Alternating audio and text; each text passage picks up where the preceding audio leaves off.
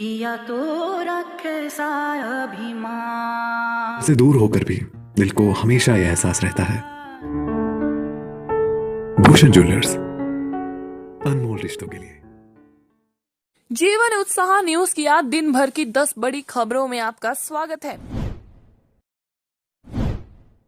Medical college Nahan का कारनामा, negative युवक को बना दिया पॉजिटिव। कोरोना सैंपलिंग को लेकर doctor Y S Parmar medical college Nahan विवादों में है। दरअसल मेडिकल कॉलेज द्वारा एक युवक को कोरोना रिपोर्ट को पॉजिटिव बताया गया। संशय होने पर जब दोबारा निजी अस्पताल में टेस्ट करवाया गया तो वह नेगेटिव पाया गया। शिलाई क्षेत्र के रहने वाले युवक वीरेंद्र सिंह ने बताया कि टाइफाइड की बीमारी के चलते उन्हें नाहन मेडिकल कॉलेज में रेफर किया गया था। यहाँ पहुँचते ही RT-PCR की जांच में उन्हें कोरोना पॉजिटिव बताया गया। उन्होंने कहा कि मेडिकल कॉलेज में उनकी सैंपलिंग लेने से पहले ही उन्हें उनके मोबाइल पर मैसेज आया कि उनका सैंपल ले लिया गया है। जब इस बात की जानकारी उन्होंने मेडिकल कॉलेज प्रबंधन को दी तो आनन फानन में उनका सैंपल दिया गया और रिपोर्ट पॉजिटिव दी गई। युवक ने संदेह होने पर निजी अस्पताल में टेस्ट करवाया तो रिपोर्ट नेगेटिव आई। युवक ने मेडिकल कॉलेज कार्यप्रणाली पर सवाल उठाए। उन्होंने कहा कि कई लोगों के साथ इस तरह वाक़ये पेश आ रहे हैं। सर, मेरा नाम वीरेंद्र है और मैं यहाँ हॉस्पिटल में डॉक्टर वाईएस परमार हॉस्पिटल में एडमिट था और मैं अपना टाइफाइड का इलाज कराने आया था। मुझे थोड़ी सी खांसी थी और बुखार मुझे ऑलमोस्ट लगभग ठीक हो गया था मेरा। खांसी की वजह से इन्होंने मुझे कोविड टेस्ट में डाल दिया कि कोविड टेस्ट कराना पड़ेगा। मैं 30 तारीख को आया और मुझे दूसरे दिन कोविड टेस्ट के लिए बोल दिया। आज मेरा कोविड टेस्ट का जो अपना रिपोर्ट आया उसमें इन्होंने पॉजिटिव निकाल दिया। ठीक है जी। सबसे पहले तो मुझे जब सैंपल कलेक्ट करने के लिए बोला गया 1 बजे आने के लिए, तो मैं बेसिकली वहाँ 1:30 बजे पहुँचा। मेरे को उससे पहले ही मैसेज आ चुका था 1:18 पे कि आपके सैंपल तो ऑलरेडी कलेक्टेड हो चुके हैं। तो मैंने उनसे कहा कि ये सैंपल ऑलरेडी कौन दे के गया है, मैं तो यहाँ पे बेड पे बैठा हुआ हूँ, तो मेरे सैंपल कैसे ले लिए। तो उन्होंने अपनी गलती को छुपाने के लिए थोड़ा सा कहा कि नहीं ऐसे हो जाता है कई बारी, तो और मेरे को दोबारा से सैंपल के लिए बुला लिया गया। अगले दिन हुआ ये कि रिपोर्ट पॉजिटिव आने के बाद मैंने उनको चैलेंज किया कि मेरी रिपोर्ट पॉजिटिव नहीं हो सकती, मैं ठीक हूँ और मैं छुट्टी जाना चाहता था वैसे भी, कि मेरे को तो अब खांसी भी नहीं है। तो उसके बाद मुझे लगा कि मैं पॉजिटिव नहीं हूँ। उन्होंने डिस्चार्ज करने के लिए बोला तो उन्होंने सीधा लिख के मांगा हमारे से कि आप लिख के दो कि हम यहाँ दोबारा इलाज नहीं करेंगे आपका, कि आप अपनी मर्जी से जा रहे हैं। लेकिन हमने दूसरे हॉस्पिटल से फिर भी अपना एक टेस्ट करवाया, कोविड टेस्ट, और उसमें जो है अपना वो टेस्ट मेरा नेगेटिव निकला है। सेम वही जो कि अपना PCR जो अपना करवाते हैं हम लोग टेस्ट, अपना RT-PCR जो कि टेस्ट दोनों जगह सेम ही करवाया मैंने, और उन टेस्ट में मैं नेगेटिव आया। मैं हॉस्पिटल गया वापस, तो हॉस्पिटल वाले उस चीज़ को छुपाने के लिए कुछ भी बोले जा रहे हैं और मैं इस चीज़ के लिए बिल्कुल भी खुश नहीं हूँ। और ये मेरे साथ ही नहीं, मुझे लगता है कि ये हर एक यहाँ पे जो दूसरा तीसरा कोई भी पेशेंट आता है सस्पेक्टेड में डाल के उसे सीधा पॉजिटिव वाले इसमें वार्ड में शिफ्ट कर देते हैं। ये सिर्फ एक सरकार से पैसा बटोरने वाला काम कर रहे हैं यहाँ पे, और कुछ भी नहीं है। और ऐसा आज मेरे साथ पहली बार ही नहीं हुआ है। मेरे साथ थोड़ी देर पहले एक व्यक्ति ने ये शेयर किया था कि कल भी किसी एक के साथ ऐसा ही हुआ था, पिछले कल भी कुछ ऐसा हो चुका है ऑलरेडी, बट कोई भी अपनी आवाज़ नहीं उठा रहा है। तो मुझे लगता है कि मेरे को अपनी आवाज़ उठानी चाहिए। और डॉक्टर प्रवेश करके वो कहते हैं कि तुम ज़्यादा पढ़े लिखे हो और तुम लोग कहते हो कि हम लोग करवा लेंगे।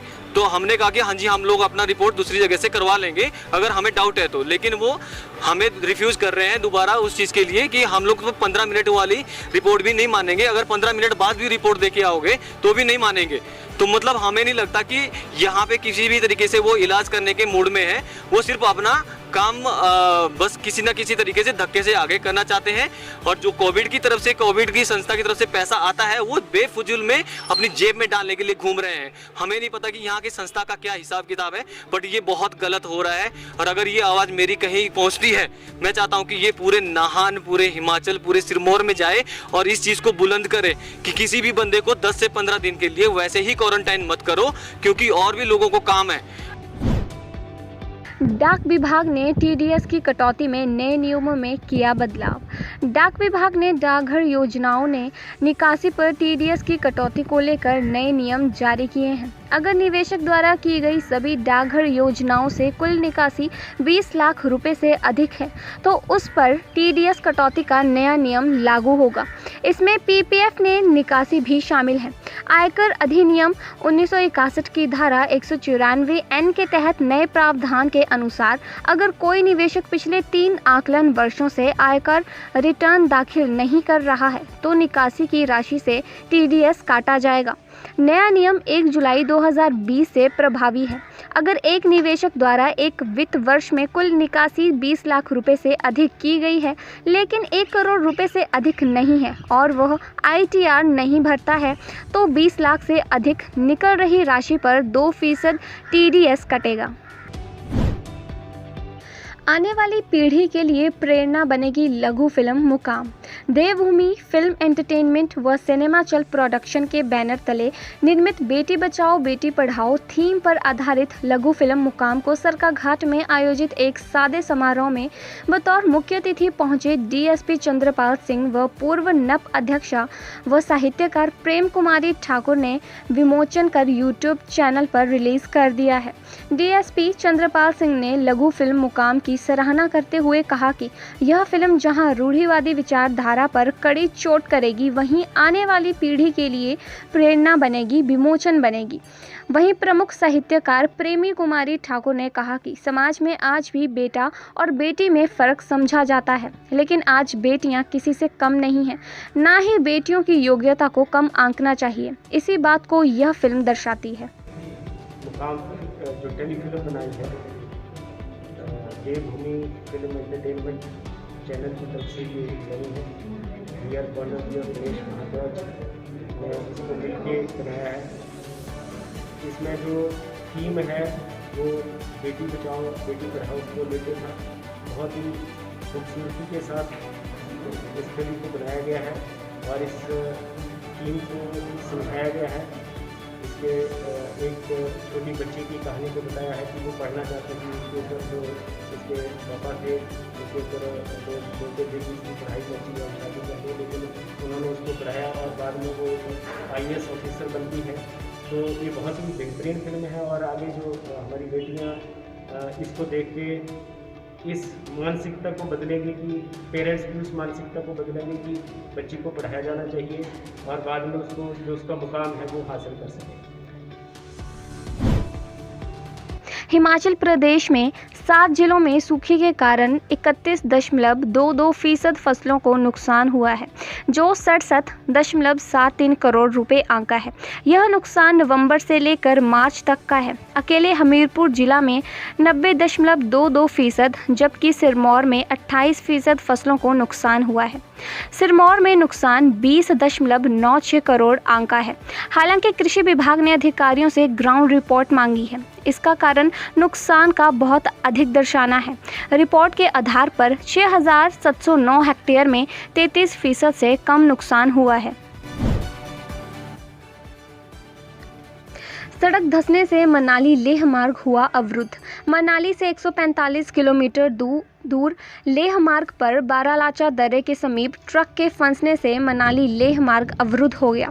दारचा से करीब 7 बजे लेह की ओर निकला यह ट्रक 9:30 बजे अचानक सड़क धंसने से फंस गया। सड़क तंग होने के कारण दोनों ओर से आ रहे वाहन फंस गए हैं। ट्रक के फंसने का पता चलते ही लाहौल स्पीति पुलिस ने लेह की ओर जा रहे वाहनों को दारचा में रोक लिया, जबकि लेह से आ रहे वाहन सरचू में ही रुक गए। वीआरओ सड़क में धंसे ट्रक को निकालने में जुट गए। लाहौल स्पीति में भूकंप के झटके किए महसूस। लाहौल स्पीति में शुक्रवार देर रात को भूकंप के झटके महसूस किए गए। भूकंप की तीव्रता रिक्टर पैमाने पर 3 थी। हालांकि इससे जान माल को कोई नुकसान नहीं हुआ। मौसम विज्ञान के शिमला केंद्र ने भूकंप आने की पुष्टि की गई। हिमाचल प्रदेश में मार्च महीने में लगातार 3 दिन भूकंप के झटके लगे थे। मार्च के दूसरे सप्ताह में चंबा और किन्नौर में हल्के झटके महसूस किए गए थे। हालांकि इससे किसी तरह का नुकसान नहीं हुआ था, लेकिन पहाड़ी इलाका होने के कारण लोगों में अफरा तफरी मच ही जाती है। ऊना टोल नाके पर हुआ झगड़ा। हिमाचल प्रदेश के ऊना जिले के कस्बा महतपुर स्थित टोल नाके पर शुक्रवार देर रात हरियाणा के युवकों ने गुंडागर्दी मचाई। टोल कर्मियों ने युवकों को पर्ची कटवाने को कहा, लेकिन वे ऐसा करने के बजाय मारपीट करने लगे। वारदात सीसीटीवी में कैद हो गई है। वहीं विवाद बढ़ता देखकर टोल कर्मियों ने पुलिस को सूचना दी। खबर मिलते ही पुलिस मौके पर पहुंची। मारपीट करने वाले युवकों को हिरासत में लेकर 2 के खिलाफ केस दर्ज भी कर लिया है।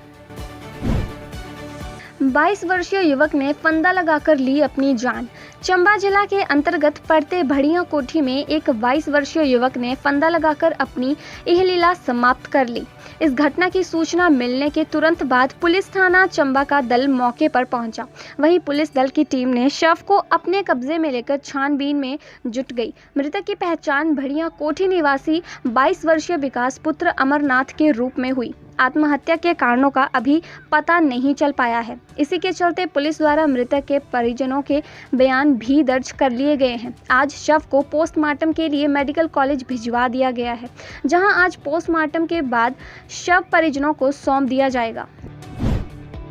कोरोना संक्रमण के मामले लगातार बढ़ते जा रहे हैं, लेकिन सरकार और खाद्य एवं आपूर्ति विभाग की ओर से लोगों की जान जोखिम में डाली जा रही है। डिपो में नियम लागू किया गया है कि बिना बायोमेट्रिक में अंगूठा लगाए राशन नहीं मिलेगा, यानी कि डिपो राशन कार्ड होल्डर की जब तक हाजिरी नहीं लगेगी तब तक लोगों को राशन नहीं मिलेगा। प्राइवेट डिपो एसोसिएशन ने भी इस बारे में सरकार को पत्र लिखा है। इसके बावजूद अभी इस नियम को नहीं हटाया गया है। शिमला शहर की बात करें तो यहाँ लगातार कोरोना संक्रमित मरीजों की संख्या बढ़ती ही जा रही है। ऐसे में बायोमेट्रिक में अगर अंगूठे के निशान को स्कैन नहीं करेंगे तो राशन नहीं मिलेगा। सैलानियों को वीआईपी कल्चर का शो ऑफ करना पड़ा भारी। हिमाचल प्रदेश में सैलानियों को वीआईपी कल्चर का शो ऑफ करना भारी पड़ गया।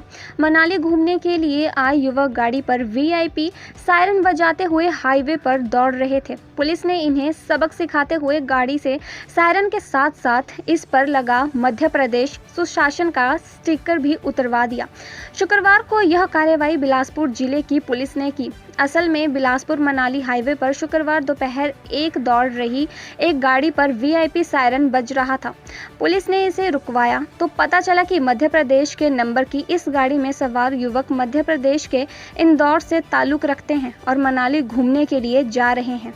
हेलो दोस्तों, नमस्कार। मेरा नाम रमेश शर्मा है और मैं जीवन उत्साह न्यूज का मुख्य संपादक हूं। पिछले 2 वर्षों में हिमाचल के अलग अलग जिलों में काम करते हुए हम इस चैनल को आगे बढ़ा रहे हैं। अगर आपने हमें चैनल को सब्सक्राइब नहीं किया है तो आप प्लीज सब्सक्राइब कीजिए। मैं आपको विश्वास दिलाता हूं आप निराश नहीं होंगे। भले आप 1 महीना इस चैनल को फॉलो करके देखिए, आपको मिलेंगे यहाँ जागरूकता से जुड़ी हुई वीडियो और आपके परिवार, आपके समाज से जुड़े हुए वीडियो। सर्च कीजिए जीवन उत्साह न्यूज फेसबुक पे और यूट्यूब।